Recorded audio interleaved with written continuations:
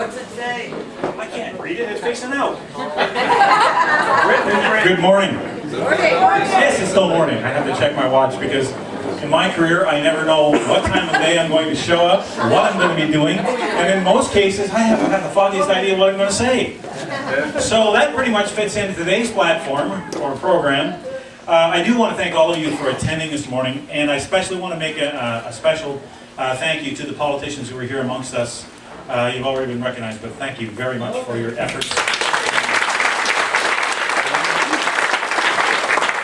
The reason why it's important to do what you just did is because these guys are in the front lines. They're the ones who, when no one else is around and the forces that oppose you are arrayed against them, they have to fight on alone. And if they think they're really alone, it makes the battle that much harder. But if they know that every time they step outside council chambers, there's people who support them waiting for them, that's huge. So let's never forget, when we have a politician who actually does what he says he's going to do, we need to pat them on the back, we need to make sure they understand that this is exactly how they got elected, why they got elected, and if they keep that up, they'll get elected again. Unlike some politicians who've been in the news lately, but I won't go there. If you don't know what I'm talking about, that's fine, because I'm not going to go there. But anyway, one of the things I wanted to do was just tell you a little story about Brian Lilly. I don't want to do that. I'm emailing myself details of the rally on Monday. I'm not being rude to Nick, I want to make sure we're there. Well, that's okay. If he's not paying attention, I can get away with more. Okay, good. He doesn't remember this, I'm sure, but back in the early days when we first moved out to the farm, he came out to visit. Now, if some of you heard me speak in December, you think you know where this is going. Anyway, I decided to show off the brand new farm. So we were walking through the bush, and he kicks over one of these old Asian-style oil lamps. And he picks it up, and he rubs on it to get the dirt off, and poof, out comes the Killaloo genie. It's very rare. Almost no one's ever heard of it. As a matter of fact, until now, no one's heard of it except me. And of course, Brian. Well, the genie popped out, he looked at Brian, and he said, "You, sir, get 3 wishes. And Brian said, "Great, with a condition." Oh, what condition is that? Now remember, this isn't a time in his life when he and his wife are struggling. There's, he hasn't reached the heady heights he's at now. It's on TV and trying to take over Rob Snow's job on the Drive Home show. So these are in the early days. You should see the look I just got. Anyway, so the genie says you get 3 wishes, but everything you wish for, the head of CBC is going to get twice as much of. Brian says, "Oh man, what am I going to..." So, being a sharp man, being very bright, he says, "Well, in that case, I want $1 million privately funded dollars in my bank account." And the genie kind of laughed and said, "Okay, but the CBC guy gets $2 million. Well, for my second wish, then, what I want is this. I want, because I love Canada, it's where I live, it's where I raise my family, but I don't like the winters. So for the summertime, I want a beautiful log cabin on the lake with a private helicopter pad, 15 minutes from downtown Ottawa, but when you're there, you feel like you're out in the middle of nowhere. And the other one I want is down so that's what I want, and the guy said, "You got that."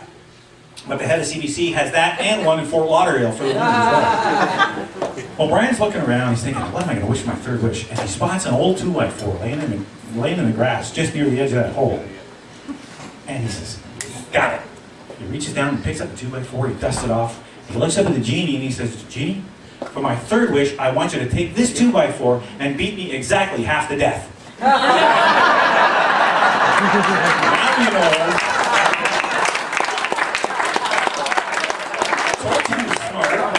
Now you know why he's on the CBC hate list, which I'm really envious of, by the way. I want to know how to get on that list.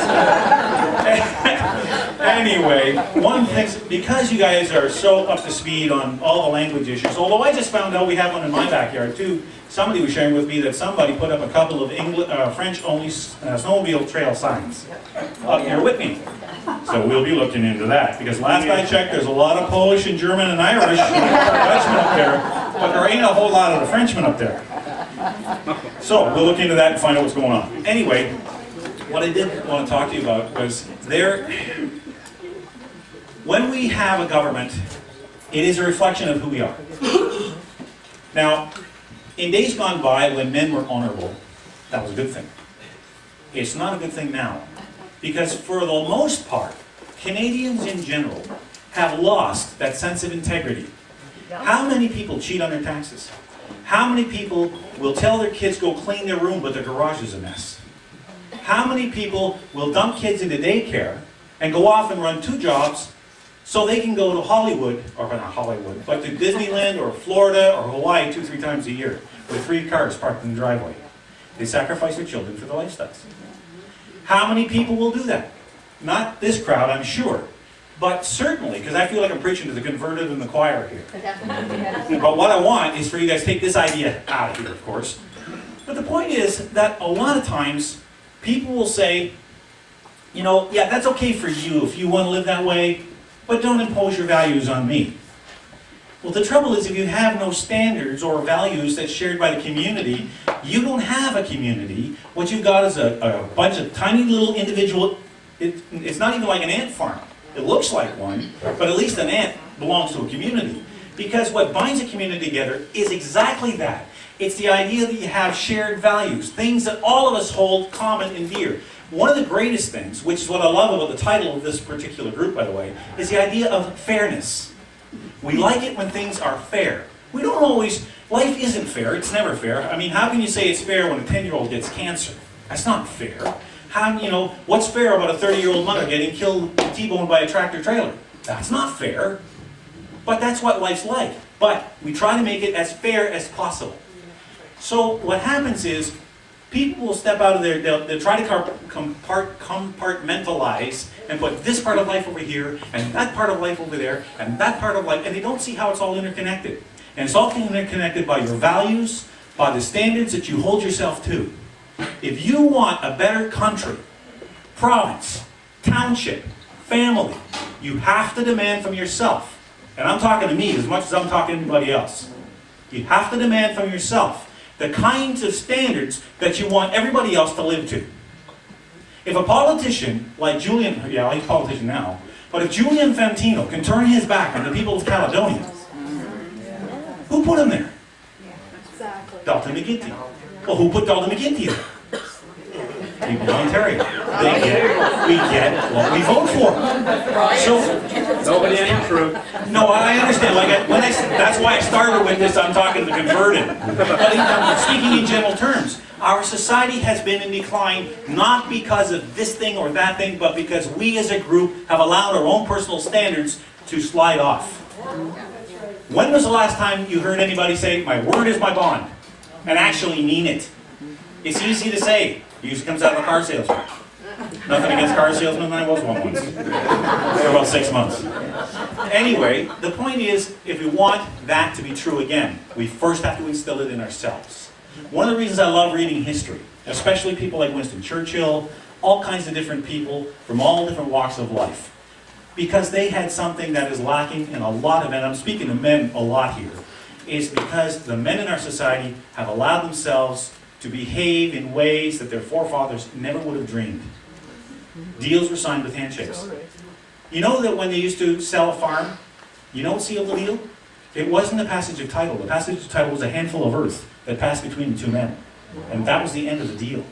Once that was done, the deal was sealed. They used to use a drop of blood to seal a contract. How many of you are old enough to remember, and there's some in here who might be, but I remember the first time, no, come on, at 29, you're not going to remember this. But I remember when I bought my first car. It was a 1978 Dodge Swinger. I won't go any further than that. But I remember when I signed the loan, I can still see the bank manager. He smoked a pipe in his office. I think back on that now, and how remarkable is that? They would never do that these days. They should be able to, but that's a different story.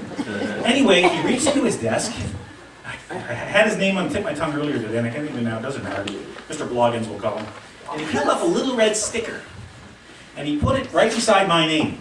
And I said, "What's that?" He said, that way we don't have to take a pin and prick your finger. They used to do that? He said, yeah. When I got into banking, there were still people who remember doing that. And I said, oh. And he was old.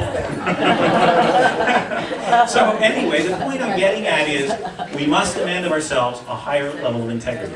We must be, if we want a better country, a better province, and a better place to live, it starts with us.